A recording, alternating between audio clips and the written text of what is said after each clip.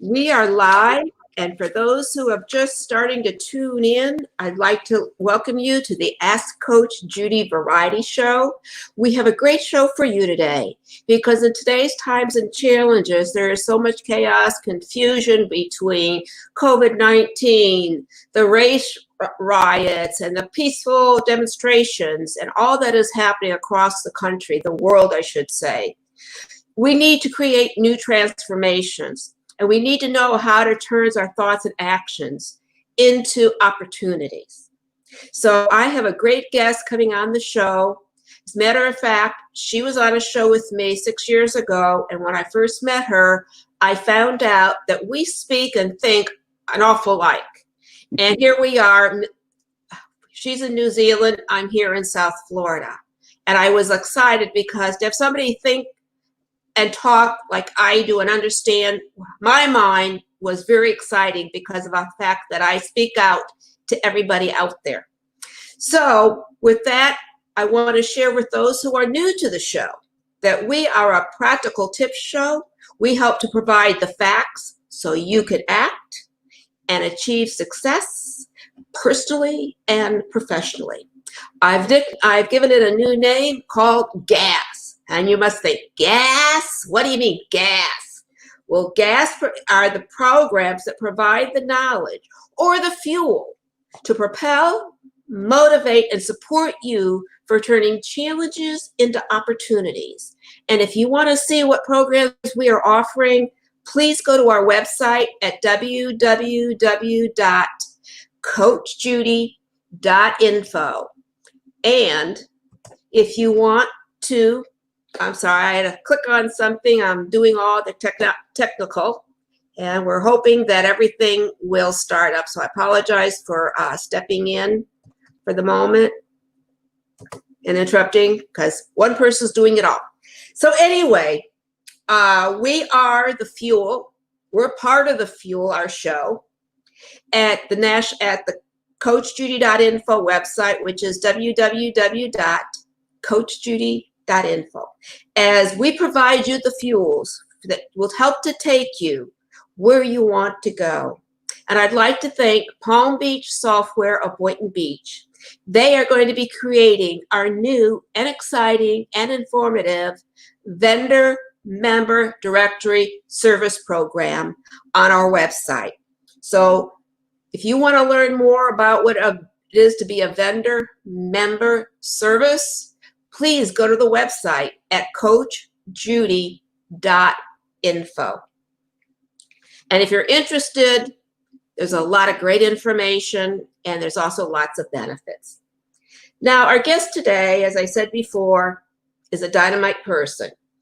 And she also can help, like myself, CEOs or employees, a family member, to being a single parent, and anybody else in between, and dealing with life's challenges. We are going to help help give you insight of how you can take those challenges into new avenues and really create the success that you're looking for. Have you ever heard of Sally Anderson in the last 6-7 years? Well, she's a friend of mine as well. She happens to be a top leader in workshops regarding being a co-creator leadership or leader with your company. She has the ability in our show today to create sustainable transformations by the valuable information she is going to share with us today. And as a matter of fact, Sally Anderson is bold, she's courageous, and have been the follower to heal. I'm sorry, we just skipped a place here. I apologize. Sally is bold, she is courageous, and she is a futurist. Her work is a game changer for those who seek to propel their companies and teams to new heights. As you see, we even talk some of the same language in the intros because we're about propelling you to achieve success, change the dichotomy of how you're thinking so that you can lead no matter where you are in life and be successful. So I would like at this time to say, welcome Sally Anderson of New Zealand. our co-creator leader for companies and individuals who want to learn how to lead. Welcome, Sally. It's an absolute privilege to be on the show today, Judy, and thank you for the opportunity. Well, I thank you. I thank you for the little bit of changes with trying to get everything to work here. We do have a banner program supposed to be going, but for some reason, it's not going because we had our website all set to actually go across the screen, but it's not working. But anyway, oh, there it goes. Yeah. See, life is a challenge, life are opportunity, and know that we're human, just like all of you that are listening. So we learn as we go along. That we do. So, thank you. So tell our listeners a little bit about yourself. How did you go from individuals and motivating to going and become a co-creative leader across the country and in New Zealand and Australia for top Fortune 500 companies and so on? Sure. So I was actually in New York on September the 10th. My background in corporate life was implementing belief, behavioral, cultural change at a large level. So millions of dollars would be spent on these change programs that I would implement, but I knew they'd never get a return on their investment 3 to 5 years after I walked out the door. So I became fascinated by this elusive thing called sustainability. Companies spend a lot of money on coaches, on workshops, on trainings, on cultural change initiatives for very questionable return on investment. And because I was the one implementing the cultural change, I cared about the culture. I cared about them being able to experience the change 3 to 5 years after I left. So being in America when September 11th hit, I was in charge of 3,000 projects across 2 countries. Wow. Yeah. 2 countries and 3,000 projects? 3,000 projects, yep. So wow. Making decisions to shut down multi-billion-dollar projects. You were never popular as a change agent because obviously making people redundant. But as a change agent, you have to make some of the hard decisions because it was hemorrhaging the company. And I was relocating the program office from the Netherlands to Boston. The head office was in New York. And I was facilitating an executive meeting. And our offices were about 5 blocks from Ground Zero. I love America, worked right across America. But yeah, being in America when September 11th hit, I could have got done on the flight to Boston, or I could have got done at the base of the Trade Center Towers. So it was just one day out. So it was really like a wake-up call. And so I've been operating as an independent leadership coach for the last 19 years. God, it's showing my age. I don't know. And I also had spent a good 25, 30 years as a course junkie. Name a book, a CD, a course, read it, listened to it, went to it. Always looking outside of myself for the answers. And at a level, struggle to sustain the change. So all of the education that I've created is focused on, if you're going to invest money into change, let's make sure it's sustainable. So my key intention of being on the show today is being able to bring simplicity to complexity, because we have a tendency as human beings to complicate the hell out of everything. And especially in these times of uncertainty, although there is a viral pandemic going on, there's also a fear pandemic going on. So I'd love to be able to impart some insights today to your listeners. Well, I would love that, because I find, as a coach myself and working in the field for almost 30 years, I find that people really don't realize how their thinking impacts everything that they're doing. And if they don't have the ability to transition that mind into positive and different things that can help, they keep themselves going into the negativity. I just want to share an example why I'm so glad we're doing this show today. I saw somebody that I know post something on Facebook, and it's about what is happening and the takedown and the anger and the attacks. And I'm thinking to myself as I was getting ready, why all this attacking? Why can't we as a human being not attack, not get angry, but talk about what can we do in making suggestions for resolutions and resolve rather than the anger, the negatives, because life is too short, and the positives that come out of things is so energizing. Yeah, and love is all there is at the end of the day. It's either love or fear. And a lot of the issues that we're facing, both with the viral pandemic as well as the Black Lives Matter movement, is fear. There's a lot of fear. There is so much fear out there, and it's a shame, because that's part of like what our show is about. It's like we want to take the fear or your challenges, your anger, your uncertainty, and give you the right tools and information so that you don't have to be so scared. And that's why I want to just interject, because I fumbled a little bit, is that's why I call us a one-stop shop, or we're the gas or the fuel for you to get all the knowledge that you need so you can work as you're going to be discussing.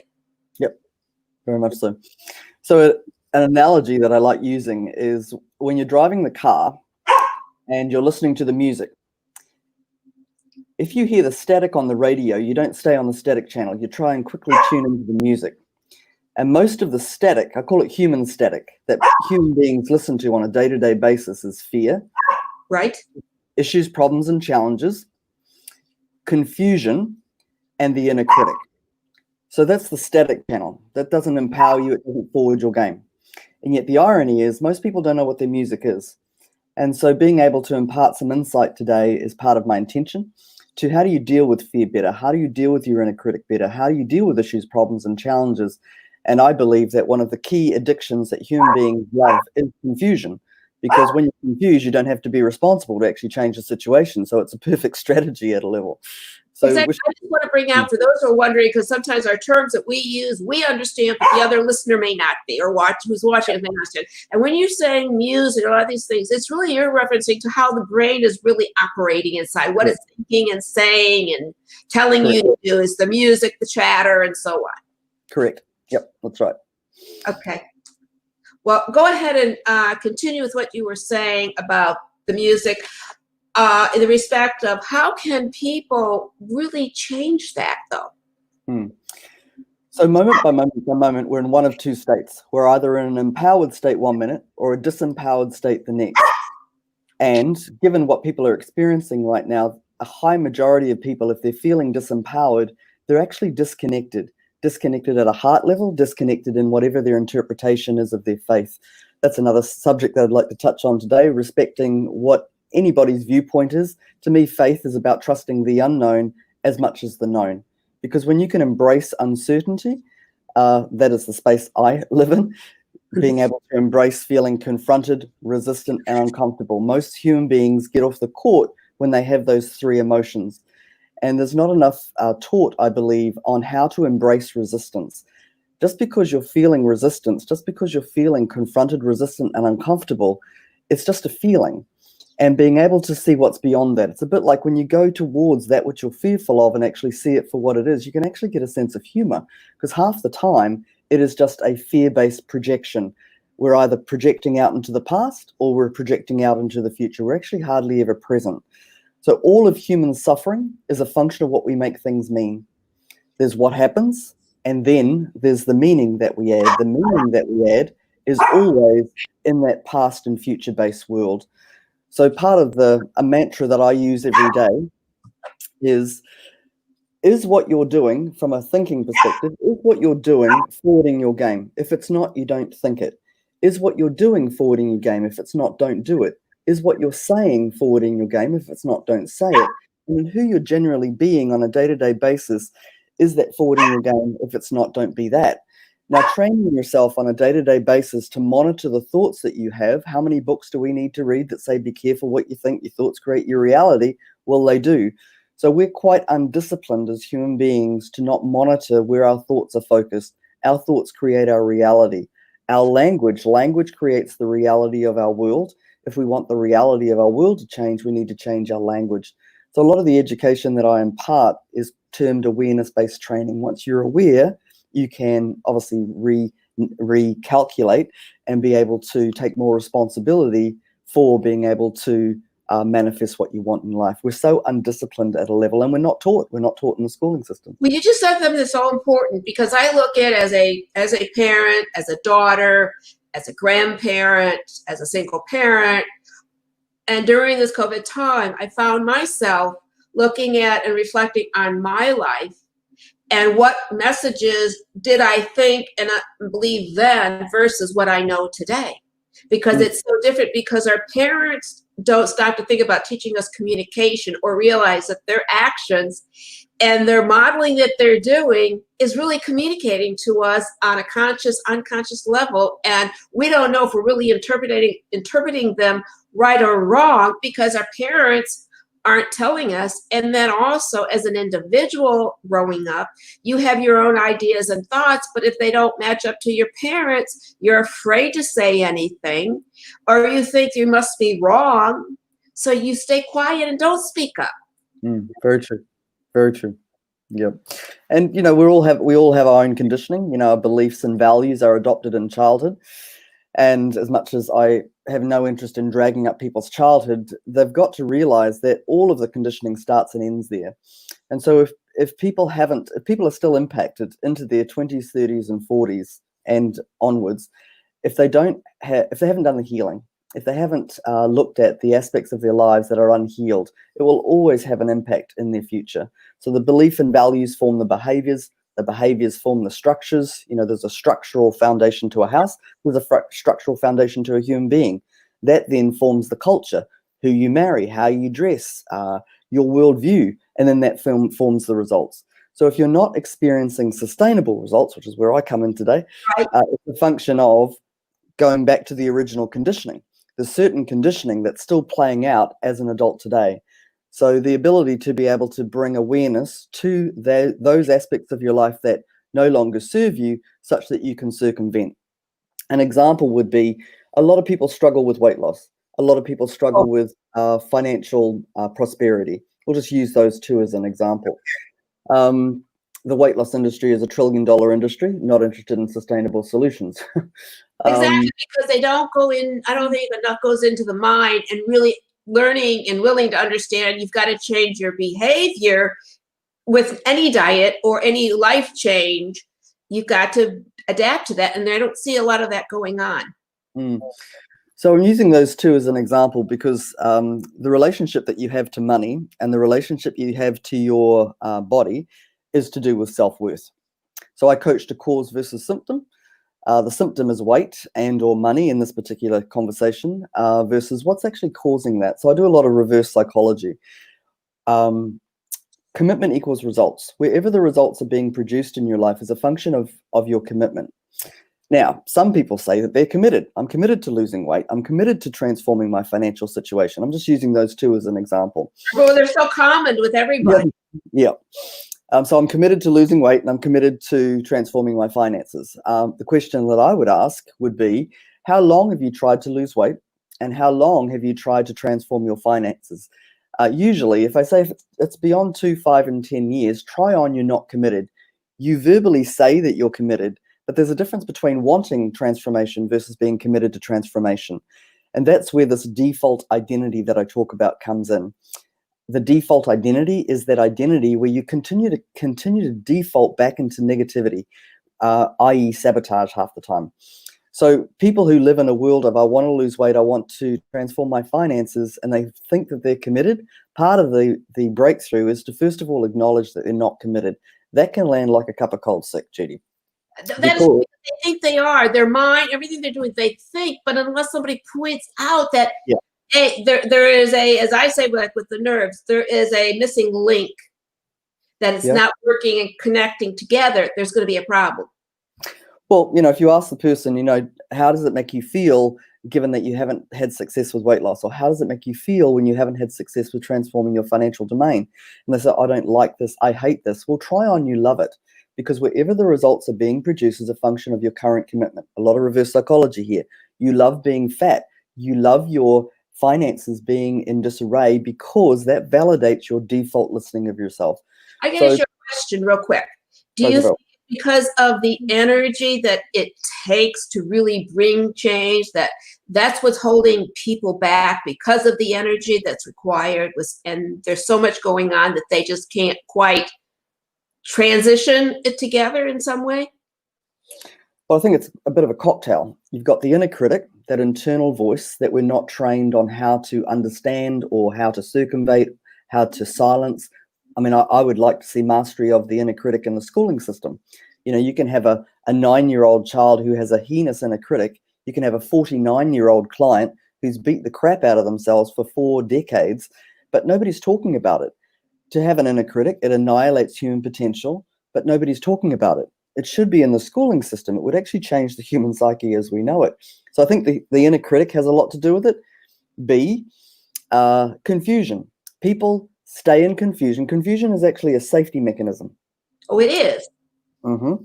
So being confused as to why you're not losing weight or why you're not transforming the financial domain is actually a convenient strategy from the default, albeit how dysfunctional it is. It's easier to stay confused than it is to actually have a breakthrough, because who would I be in that new identity? It's a bit like somebody who's single and then somebody who's in a relationship, 2 very different identities. And if they haven't done enough work on their default, they'll sabotage it. Somebody who's overweight and somebody who loses weight, if they haven't done enough work on their default, they will sabotage the weight loss. So when you say, okay, I want to say, because when you say default for our listeners, default is in reference to what is holding you back, the negative or the challenge, or what it is that makes who you are, that's not wanting to react or take charge. Okay, so when we wake of a morning, a human being is either positive or negative, empowered or disempowered. Positive and negative is more of a mental mind construct. Just being positive for some people doesn't cut it. So I prefer to use the terminology of empowerment and disempowerment. When you are empowered, you're in your power. When you are disempowered, I call it the default, because that's where we kind of like automatically default to. Something happens externally, we default to that negative or disempowered conditioning. I call it the default because we keep defaulting back there, just like a default computer program. We're a bit like that. Yeah. Right, because I see it, because when you're saying it, and I'm saying it for our listeners too, it's like when you say default, it's like your original operating mind that's working versus changing that, which is changing that default.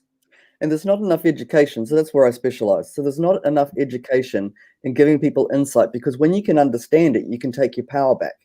So not many people want to own that they're a victim. Not many people want to own that they are irresponsible. But you can't transform something that you're unwilling to own. So just owning that, okay, my behavior up until this related, or that I haven't willing to take responsibility. Once you've got that insight, then being able to make a decision. We've got a choice on how we feel, a choice on how we respond, a choice on what we do. Choice is the biggest distinction on the planet to incorporate change. Moment by moment by moment by moment, we have a choice. But I have to tell you, a lot of people don't realize they have choices, because they're put up all these years, depending on how old, whatever, of just repeating the same thing. It's like repeating the same thing is a state of insanity. And if you're not open, maybe this will give people an idea. If you're not willing to make the change and let go of and change your default into something positive and transforming and moving forward, you're not going anywhere. Well, you get that tap on the shoulder and you ignore it. You get the 4x2 at the back of the head and you ignore it, and then you get the Mack truck. Right. I've learned most of my lessons at the Mack truck. I think a lot of us do. I know I've learned a lot through that too. Yeah. So I think being able to educate people and understanding their default will enable them to realize that they actually do have a choice. I'll give you an example from my own life. Okay. Often people have asked me, Sally, what was the defining thing that made change in your life? When was that moment? So I'd experienced quite a bit of adversity in my past. I'd been suicidal for quite a number of years, hence the course after course after course. And in one of those courses, I was on stage and the course leader said to me that I was a victim.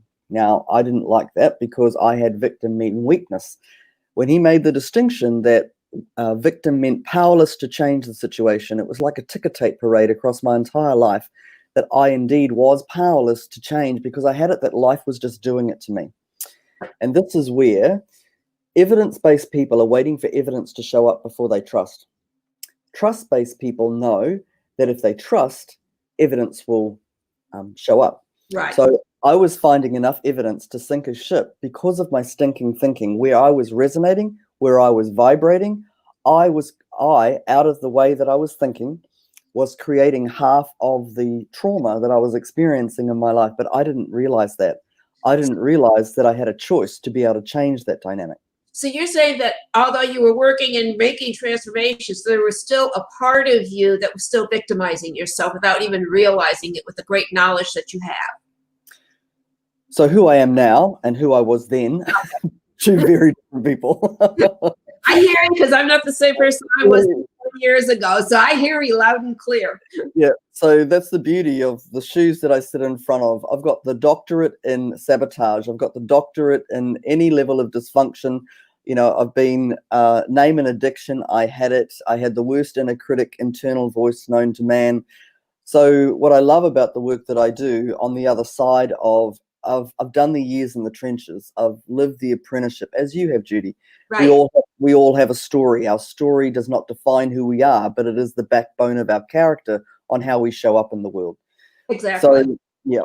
So the key things, as far as your audience today is concerned, that I feel would be of benefit would be assisting them on how do you deal with overcoming the likes of fear, anxiety, pressure, overwhelm. Dealing with that. That would be great. Yep. How do you deal with overcoming your inner critic? Giving some insight on those two areas. I think that would be powerful. So I might just dance in that arena right now. Is that okay with you? That would be fine. Also, I want to bring up for our business owners and leaders is I also try to tie in when we're talking about leaders, because great leaders of their companies and CEOs and so on, they're dealing with the same things, but they're thinking on a different level because their mind is running a business, owning a business, whatever it may be. So I'd like people understanding that some of what we're saying, really, no matter who you are in life, it applies to you. Mm. Well, I'm actually a CEO coach, so that's where I specialize. I work with C-suite executive team CEOs. So we will touch on today some of the things that I'd like to give insight in with reference to navigating the current terrain around business. But specifically, fear and the inner critic is as relevant in business as it is for people personally. Because right. Before, I just want to, we've got about 20 minutes for it, so I'll let you know. Cool. Yes. So it's as relevant because it comes with a human territory. So if you're the CEO of an organization or an executive within an organization, if you're at home as mum or dad, or even just from a youth perspective, it just comes with the human territory. So as far as fear, anxiety, pressure, overwhelm, when you do something from a doingness state, you're disconnected. So what's being highlighted at the moment with this COVID-19 specifically is the degree of disconnection we have on the planet. If you are fearful, if you are feeling disempowered, then it's a function of being disconnected from that feeling state, because it's all too hard to feel. So most people aren't trained to actually live a connected life. Example would be, let's take fear. One of the processes that I use is called the RESA process. When you are fearful, you're in reaction. You're reacting to something externally. You can use this process for the inner critic, and you can use this process for any disempowered feeling. What I love is bringing simplicity to complexity. One process deals with both. So fear. That makes it nice. Yep. So the first R is reaction. You're reacting to feeling fearful. So in that moment, the next step is to observe the fear. Interesting. I'm feeling fearful right now. There's a difference between, you actually use it as an access point. You use that feeling of fear as an access point to then be the observer. I call it equanimity, the ability to be the observer, not how it could have been, should have been, wanted it to be, just dealing with what is. So I'm feeling fearful. So you're just observing that feeling. So that's reaction. Right. Recognition, asking one question. What's actually really going on? Just ask that one question. So that's reaction, recognition, evaluation. Oh, I'm disconnected. I'm either feeding something from the past or I'm feeding something from the future. And landing what that is. Or it could be both. That's where worry lives. I'm either feeding something in the past or feeding something in the future that has no validity, but the validity to which you're giving it. So right. the ability And you may not even know why, because it's all underneath subconscious thoughts that have taken place.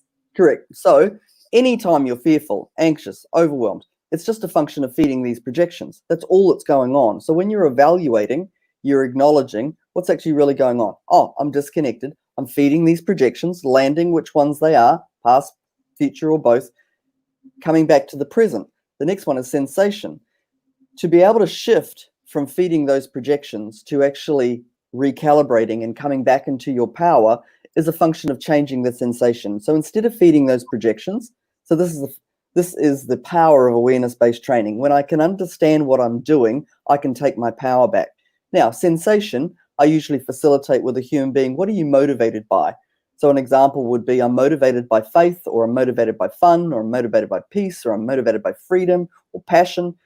Being able to change the sensation to that which motivates you is powerful, plus also change the sensation to that which forwards your game. If that thinking doesn't forward your game, then you're in sabotage mode. So to be able to swiftly change the reaction, now that you know what's going on, is a function of your commitment. If you're committed to being empowered, it's a function of understanding what's going on. Now, so you're really having an open mind and taking in whatever it is that's being shared, or what comes out is being a willingness to accept. Well, most people don't realize what they get out of being disempowered. It's so dysfunctional. Yeah, it's so dysfunctional. Why would I want to stay there? Well, in the study of ontology, the study of what it is to be human, they distinguished that there were certain payoffs that you get out of staying dysfunctional, staying disempowered. And they are, I get to be right, I get to make others wrong, I get to be justified about my point of view, I don't have to be responsible there, I get to be a victim, powerless to change the situation, and I get to dominate, manipulate, and control. Now, I'm not saying all of those payoffs, but some of those payoffs are always, if you can't shift your state, the payoffs are outweighing the costs. Most people can rattle off the cost. I feel lonely there, I feel frustrated there, I feel depressed there, lack of energy, lack of vitality. I mean, there's a huge list of costs when we're feeling disempowered. But most people aren't present to the cost, because if they were, they would move in a heartbeat. Right. So people verbally relay it, but they're not experientially connected to it, which is why the payoffs outweigh the cost. Now, when so how do we get, or how do we, I should say, be able to change our mind, to be receptive, to bring that real committed change, so we really can get to where we really want to be? Well, until you get present to the cost, nothing's going to shift, which is why this whole thing, if you don't understand the identity that you've created for yourself, example would be just for me in weight loss. Man, you know my weight loss program, I've done it. I hear you. And then being an extremist, I then went and did body sculpturing. You know, it's kind of like I got down to 56 kg and 8% body fat on stage. It was just crazy. And how I achieved that was I'd lived a life of not being my word to myself. Usually we're our word to other people, but we're not our word to ourselves. We might go, you know, if we're wanting to incorporate change, most people go okay for maybe 1 or 2 days, 1 or 2 weeks. And even when the changes just start to occur and we actually get the transformation, then we don't know how to sustain it and we sabotage back into same old, same old. You end up on a roller coaster. You're like on a yo-yo, you're up and down. Yep. And the reason for that is that most people don't have an integral understanding of this default mechanism. So if people are living in the reality of, you don't know what I've done, Sally, I've tried so hard to lose weight, or I've tried so hard to transform my relationship, or I've tried so hard to get into a relationship if I'm single, the trying doesn't cut it. Yeah. Exactly. A lot of people have it where trying, well, they're excuses, and not understanding that, well, that's the way the mind is thinking and working and trying to do, but you've got other knowledge that we don't have. Yep. So I call it the ludicrousy cycle. We all, as human beings, have stock standard relinquishment buckets. There's 5 standard relinquishment buckets that human beings love to have. They are, I don't have enough time, I don't have enough energy, I don't have enough money, I don't know how, or they'll manifest some illness. Those usually are the 5 areas that human beings, it's stock standard, you'll hear it every day. People often say, oh, I don't have enough time, don't have enough money, don't have enough energy, whatever it is. And yet it's like having a negative affirmation that's affirming that that is a reality. Because here's the thing, if people are committed, they'll find the time. If people are committed, they'll find the energy, they'll find the money, they'll work out how, and they'll look after their health so that they don't actually sabotage the situation. So People are not present to the cost of where they operate, hence the reason why they don't change. If you want to experience any level of transformation, especially sustainable transformation, you need to fall in love with being confronted, resistant, and uncomfortable. But a lot of people don't like that. They get that. fight through it. I mean, that's why we have so much disarray in our world today, is because people don't really want to confront and change because it's too hard. It takes too much work, and anything that's worthwhile is work. I know firsthand. I've changed my life in so many different ways. Like you, I've been confronted with things. I stood up to them, and today it's like, you can't hurt me, because no one can hurt me except myself. Because if you believe and know who you really are, they can't do it to you. Very, very true. Very, very true. So in the context of that process, the RESA process, reaction, recognition, evaluation, sensation, reaction. Like driving the car, it's all a bit clunky at the start, but you go from unconscious incompetency to unconscious competency. Now you get into your car, you don't even think about it. Any application of something new is a bit clunky at the start.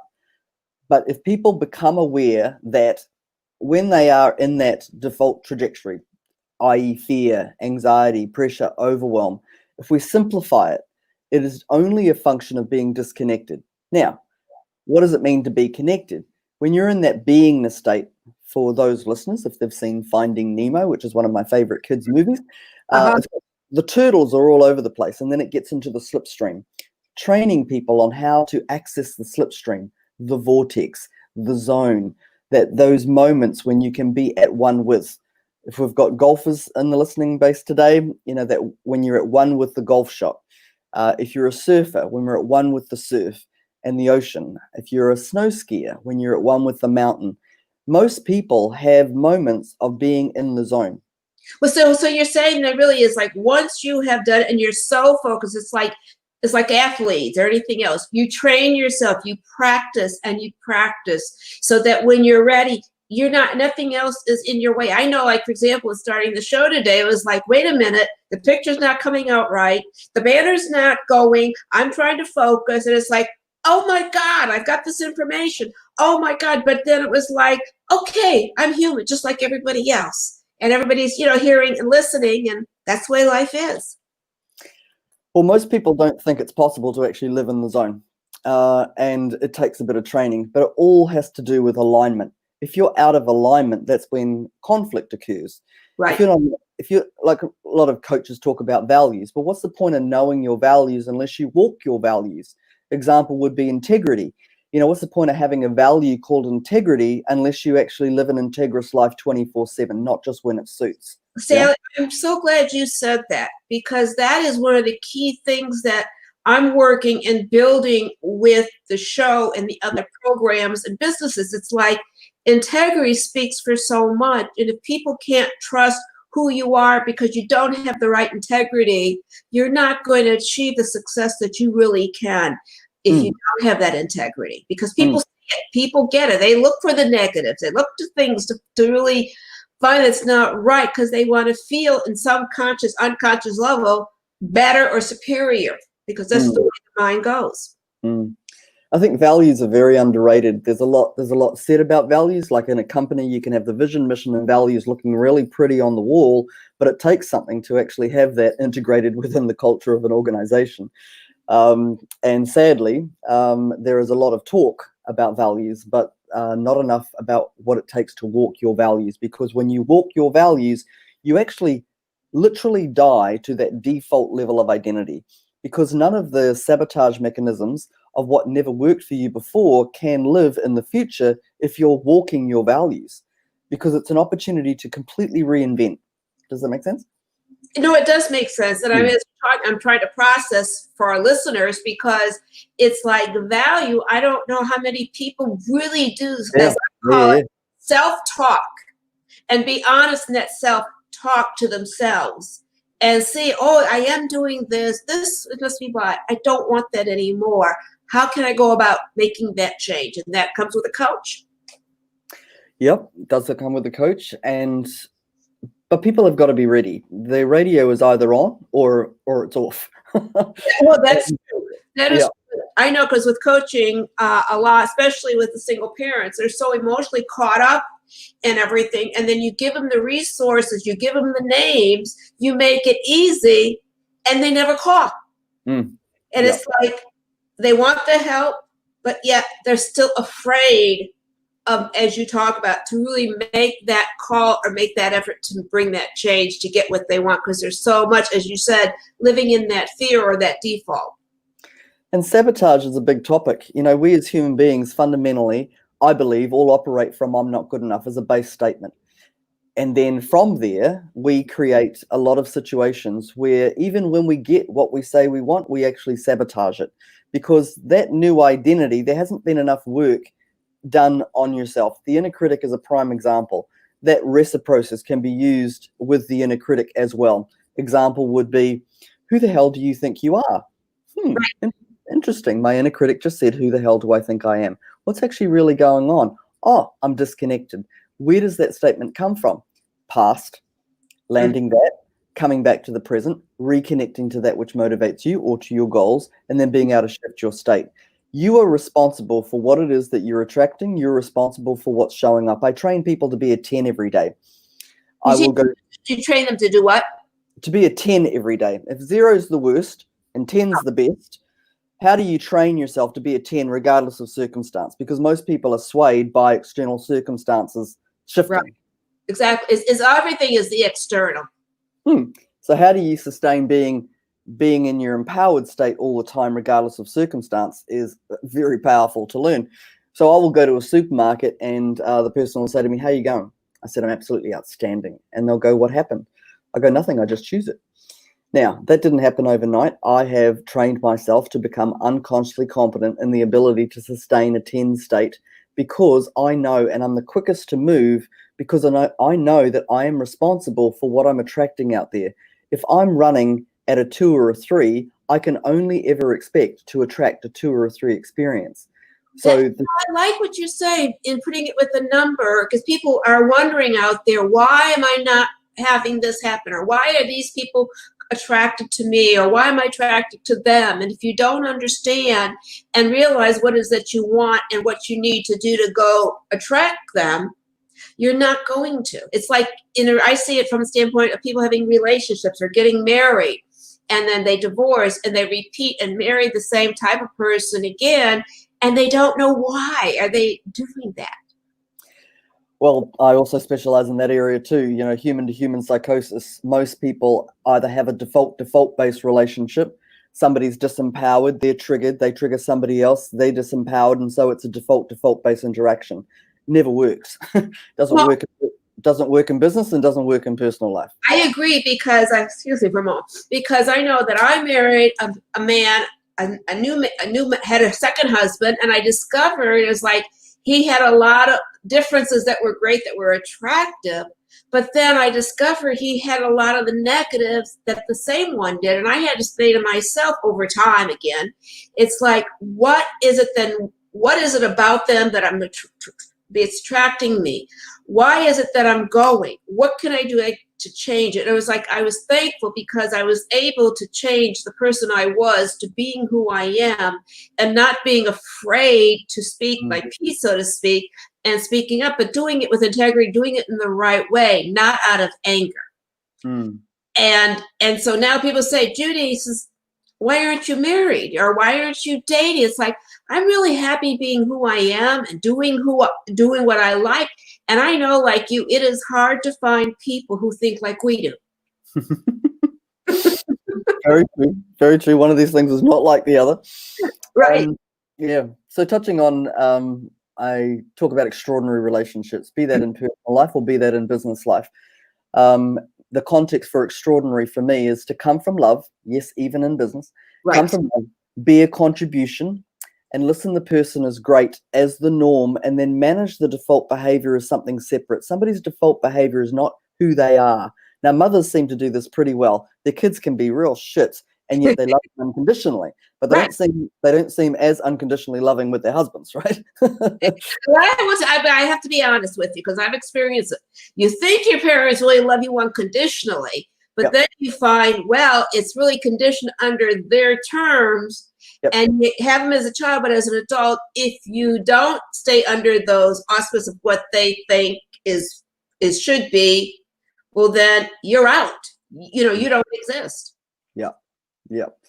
And obviously a lot of people in relationship experience the default-based dynamic, that disempowerment to disempowerment exchange in a lot of different areas, whether it's siblings, parent-child, in the businesses.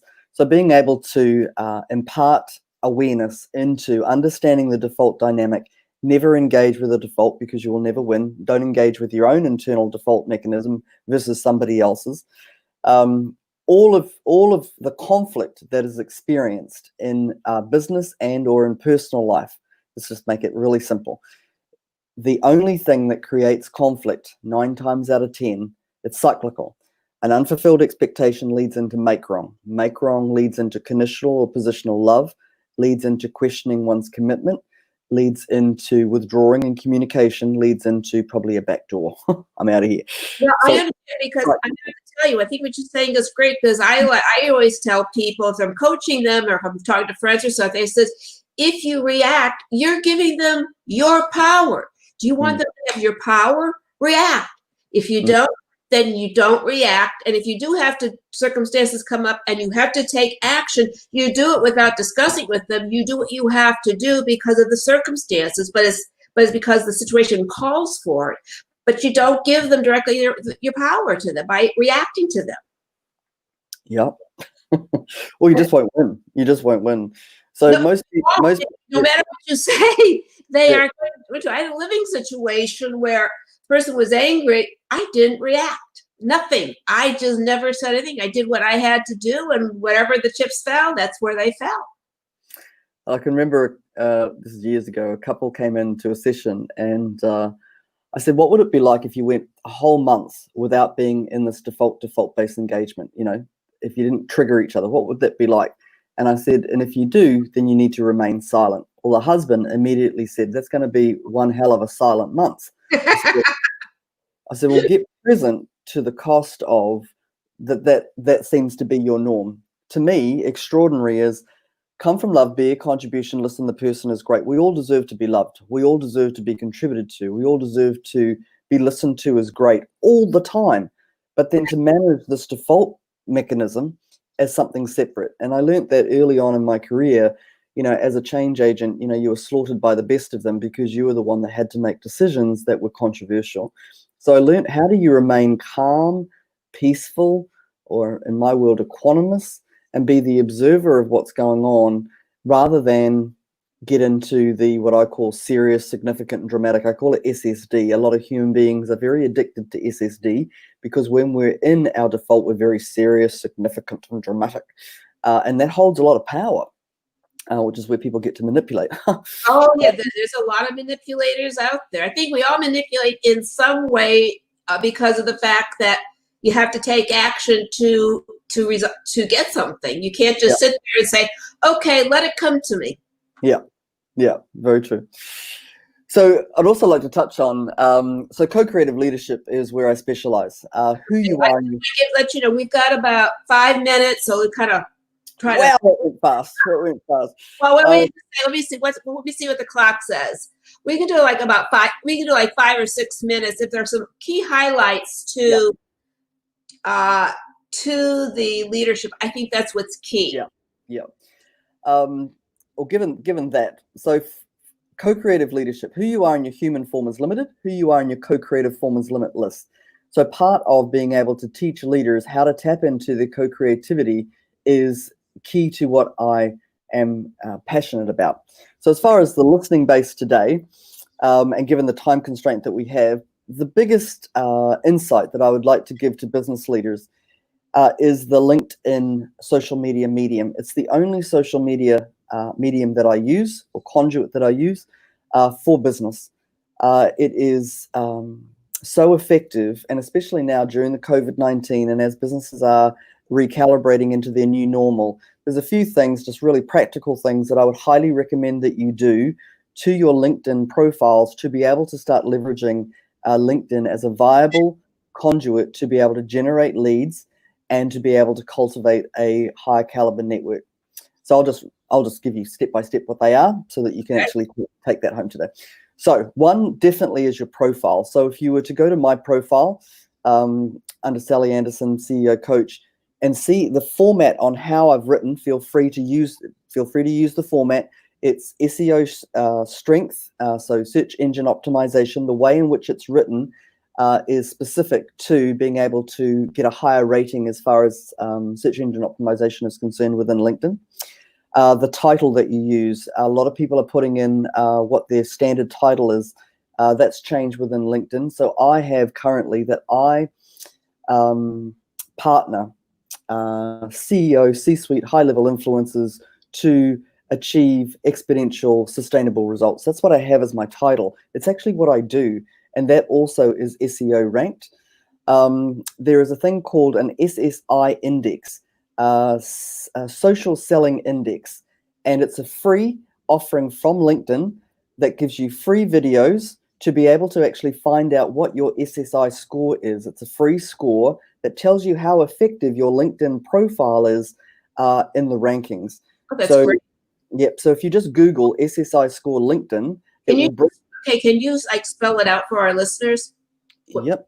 So social selling, index, SSI score, LinkedIn, and send. Also, so there's the reworking of your profile, reworking of your title. There's the social selling index score. Go and find out what yours is and try and get it above 80%. So it'll tell you through all these free videos where you need to go. So these are LinkedIn videos, or are these videos that you created from what you... No, these are stock standard free videos on what you need to do to be able to improve your rating on LinkedIn. So they're LinkedIn. Okay. Yep. Do you have to have an actual membership, or can you have a free membership? The beauty of everything that I'm telling you today, I'm on basic. I don't use premium. Oh, all right. Yep, it's not going to cost you anything to do the things that I'm recommending. Okay. That's great. Yep. Also, LinkedIn now, you can actually have your own LinkedIn URL. So I'm LinkedIn Sally Anderson /CEO Coach. You can put a suffix in that is congruent to whatever it is that you do. So again, that will get a higher ranking within LinkedIn. So if you go into your profile, you'll see in the upper right-hand corner about the LinkedIn URL. Go in there and change the suffix. It's usually a number that comes after your name. Change it to the demographic or the industry sector that you're in, so that people can find you better on LinkedIn. Okay, so it'd be like for us as life coach, you get under the coaching part of it then. Yep. So it just makes it easier. The other thing I'd recommend, so I forensically have cleaned up my database, and I only add those that fit into my avatar, my demographic. Right. So I cater for high-level leaders and influencers. So that is who is in my network, and I go and strategically add, still on basic, 50 people weekly. So that's 200 that I'm adding to my network on a monthly basis, and my strike rate. So my strike rate of approaching people and them accepting is about 90-95%. So that is great success by fine-tuning all the different ways you can to get to the right people, because people are on there, it's like it's like for myself, it's like, well, these people, they're not related to what I'm doing or who I'm trying to reach. Yep. What am I achieving with them being a member of my group on LinkedIn? So it's really cultivating who you want in your network and going and approaching those people. But one of the biggest things that will have you be approached directly on LinkedIn and be seen on LinkedIn is how you work your content. So I'm a prolific content generator, and I have created a Monday to Friday theme. So on Mondays, I post something of a motivational nature. Tuesdays, I pay forward somebody else's service, which I'm going to do for you, Judy. Pay forward somebody else's service, because I believe if everybody supported everybody else in business, we'd be on a good wicket. So my Tuesdays are dedicated to paying forward somebody else's services in the market. Wednesdays and Thursdays. Wednesdays are evolving leadership consciousness. So I write an article unique to my intellectual property to be able to get my thought leadership out into the market. On a Thursday, I do mindset mastery. Again, unique to my thought leadership, to be able to get my thought leadership to market on a Thursday, and on a Friday, I post something of a leadership nature that is either a movie, a TED talk, a book that I would recommend. Now, I'm consistent with that format every single day, following those themes. And because I'm consistent with it, then people follow it, and then they share with their following, and then that's where you exponentially increase. You've got to be writing content on a regular basis and posting. And I love the Monday to Friday theme. Your listeners, if you're in business, you can create your own themes pertinent to your industry and be able to then follow that format. Does it take preparation? Yes. Does it take commitment? Yes. But I never miss a day. And now I am reaping the rewards of now people benefiting. I've got a vault of articles free online on the internet, so people know that I'm showing up because of the unique content that I'm generating. Sally, this is great. I'll have to be honest. Once we get a sponsor, so I want to bring you back. I almost like to bring you back almost on a regular basis because we talk the language you and I understand, and it's like everybody else should be understanding things the way you and I understand, and also the ability to communicate on the same level. And it's just great. I do want to apologize for stumbling a little bit with some of the words we've been getting, but that's what life is about. And if you can accept yourself and know that you're human, you don't have to be concerned, because if you are who you are, people like who you are, they understand. Totally. So I just would like to say, how can people find you on LinkedIn? And then we'll have to go. Cool. So I only use LinkedIn as my social media medium, which is why and what is great about it doesn't cost you any money, and you can, and it's immediate, you really can, if you start showing up, if you start spending time and energy on it. So if people want to find me, if they just go to LinkedIn and they type in my name, Sally Anderson, CEO Coach, they'll find me. My email address is sallyjeananderson24@gmail.com if people want to approach me directly. However, I might send you a few things, Judy, free resources if your listeners are interested, and they can, I write, as I said, articles prolifically on LinkedIn so that they can go and check that out. Yeah. Sally, thank you for offering that to our listeners, our watchers, and I appreciate it. I will say that to anybody who is listening, we want to bring on dynamic guests like Sally to the show.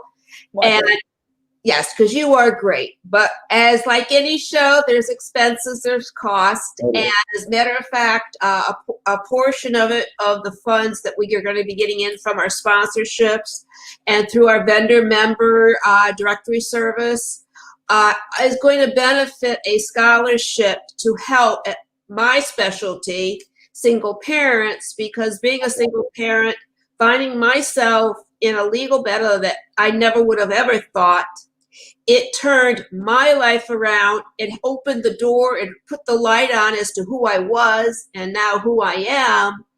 And it's like, I want other single parents to be able, when they call in, to be able to enjoy some of the other programs where there are fees. And I have to, as part of a 211 here in the United States with the National Single Parent Resource Center, I have to say we don't have money to give.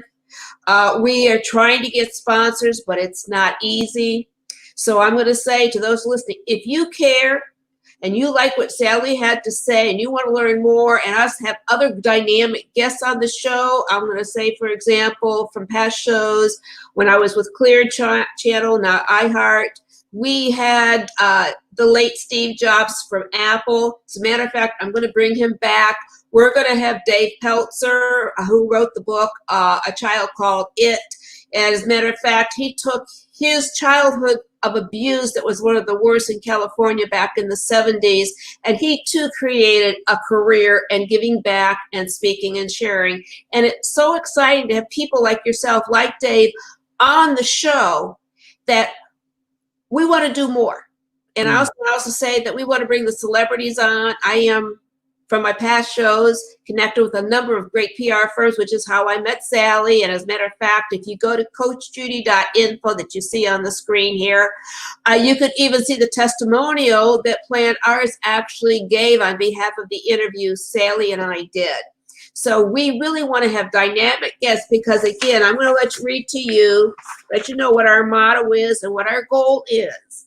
We are about offering you practical tips so we can provide you the tools so you can act and achieve personal and professional success. I call it our new gas, which is about creating the fuel that propels, motivates, and supports you in turning challenges into positive action. And that's really what we were doing today. We were giving you a little bit of insight of how to try to begin changing the dynamics of your thought process. And Sally goes into it more with great articles that you can read so you can achieve that. And it's worked that way as well. And that's what I, Coach Judy Romanoff, is about. I'm about giving back, sharing, giving, supporting, and that's what I am now doing through our website, our shows, do life coaching, and also especially the award-winning organization I founded, National Single Parent Resource Center as well. So again, thank you, Sally. Thank you, everybody who's tuned in and listened and watched what they could on our show. We appreciate it. And remember, we are a show of integrity. We care about you. And because we care about you, we want to hear from you. What are your thoughts? What would you like for the show? What's important to you? Because we want topics that meet your needs as well. And I'm going to give you the website again so you can click on contact and let me know what you want on the show. It is www.coachjudy.info. And with working as a team across this world, we will bring change, we will bring positive energy, and we'll create that dynamic shift that Sally's talking about. So again, thank you so much, everybody, for listening and tuning in. Thank you, Sally. Thank you very much, Judy. Great knowledge. All right. Thank you. All right. Bye. All right. Well, I'm just going to go on for one quick moment. I just want to let you know, if you want to become a vendor member of our service directory and be the resources or the fuel to help everyone achieve their goals, from it being a business to business need or a personal need or building your business. We are going to have all types of services from A to Z, from retail to professional services, you name it. We hope to have it, and it will be ready soon. All we need and looking for is businesses and professionals and people to get involved with the Ask Coach Judy Variety Show. Thank you so much and have a great week. We'll be back in 2 weeks. Bye.